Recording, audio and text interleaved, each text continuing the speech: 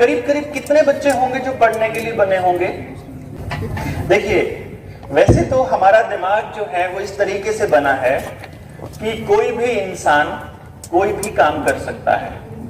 ऐसा कुछ भी नहीं जो हम नहीं कर सकते, ऐसा कुछ भी नहीं जो हम नहीं सीख सकते। लेकिन उस काम को सीखते हुए और उस काम को करते हुए उसकी स्पीड और उसका इंटरेस्ट वो सबका अलग अलग होगा, ये कंफर्म है। मानते होंगे? और ऐसे कितने सारे काम हैं जो हमारा ब्रेन कंट्रोल करता है। मेरे ख्याल से सारे ही काम, और हर काम में कोई ना कोई टैलेंट यूज होता है।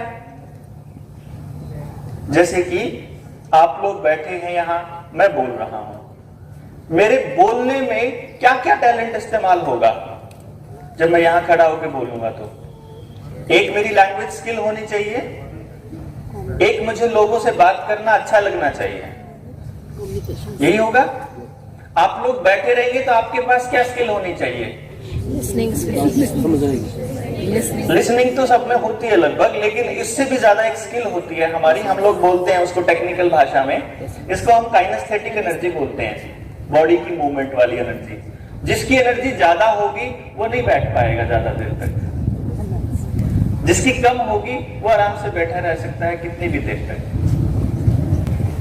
आपने रिसर्च करनी है, पढ़ाना है, खेलना है, कोच करना है, बोलना है, सुनना है, बैठना है, चलना है, और जितने भी काम है, कुकिंग है या कुछ भी काम, एनी जॉब, उसमें स्किल इस्तेमाल होती है। अब आप लोग मुझे बताएं, क्या हमारे एजुकेशन सिस्टम में ऐसा कुछ ट्रेंड है कि हमें अपनी स्किल पता हो? हाँ जी, किसी को भी पता हो? भाई हमारा बच्चा है, So there is a test, WAC test. WAC test. If you go online on that test, that is for learning purpose. For learning purpose. This is for learning only, Okay. not for skill. That tells ki whether he is good in visual, kinesthetic. That is just to find out कि उसको याद कैसे होता है. Just to find out कि उसको याद कैसे होता है. मतलब पढ़ाई कैसे. मैं बात कर रहा हूं इंसान की. हमारे टीचर्स क्या इतने इक्विप्ड हैं कि जब आप पीटीएम में आते हैं और वो आपको बताएं जी आपका बच्चा ना इस चीज में परफेक्ट है, ये अपने को करना पड़ेगा और ऐसे ऐसे करना पड़ेगा? We don't have, actually we don't have.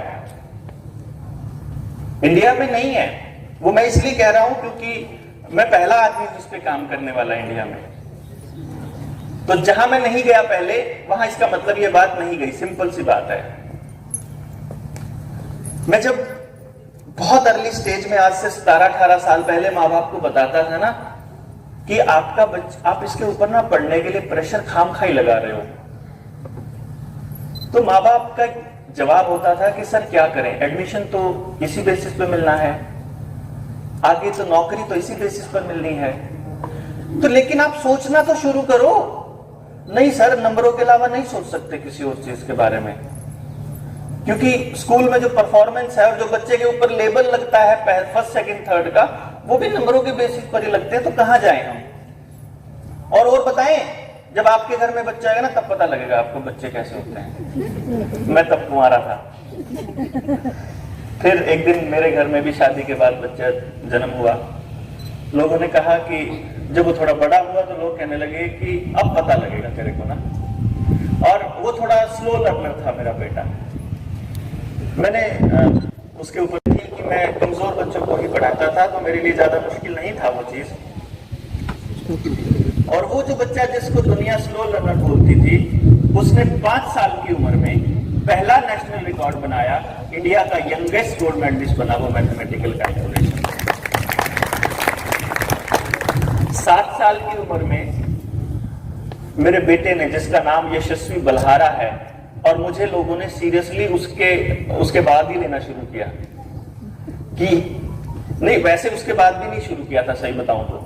उसने नेशनल रिकॉर्ड बना दिया, टीवी अखबारों में आने लग गया। जब पेरेंट्स से मैंने बात करी कि ले देखो इसने भी ले लिए नंबर, तो वो कहते हैं आपके वाला गिफ्टेड होएगा, इसमें क्या है? एक आधा बच्चा होता है जो कुदरत ने बनाया होता है, इसमें क्या है।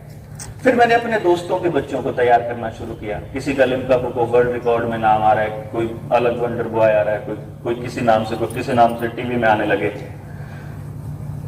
उसके बाद भी लोगों ने ये कहना शुरू कर दिया कि ये भी गिफ्टेड ही होंगे, हमारे वाला नहीं है ऐसा। अब कैसे समझाएं कि आपके वाला भी वैसा ही एक्चुअली। अगर आपके आस पड़ोस को, एनवायरमेंट को नहीं समझ आ रहा तो उसमें गलती उस बच्चे की नहीं है, लेकिन वो नहीं समझने को तैयार थे। इसीलिए हमने फिर एक चैलेंज प्रोग्राम थ्रो किया था सोसाइटी के लिए, doctor Dev's challenge program, from lowest scorer to the highest achiever.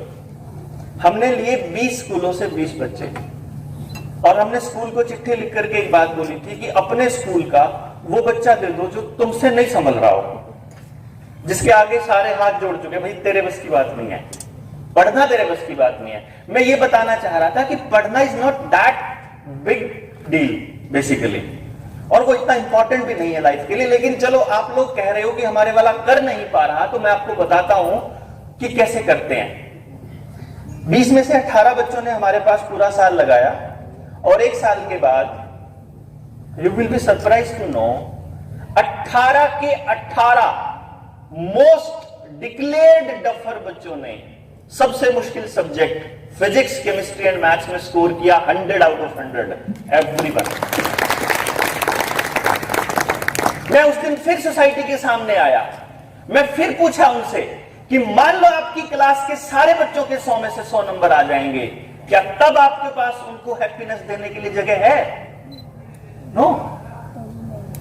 अगर इस भिवानी शहर के सारे स्कूल ले लेना और उनके टॉप पर 3 बच्चे फर्स्ट, सेकंड, थर्ड निकाल के ग्राउंड में खड़े कर दो, उनको भी खुशी देने का कोई एनवायरमेंट नहीं है अपने इंडिया में। क्यों? क्योंकि मां बाप को ही नहीं पता। हमें कुत्ते पालने सिखाए जाते हैं, मछली पालन सिखाया जाता है, मुर्गी पालन सिखाया जाता है, इंसान पालना कोई भी नहीं सिखाता। हमें पता ही नहीं इंसान की, उसके नेचर को समझना कोई सिखा ही नहीं रहा, उसको समझना कोई सिखा ही नहीं रहा। मैं समझाना ही सिखा रहे हैं, तो समझा ही रहे हैं। एवरीवन इज जस्ट उसको समझा रहा है, तो ये सही नहीं करता, तो ये सही नहीं करता।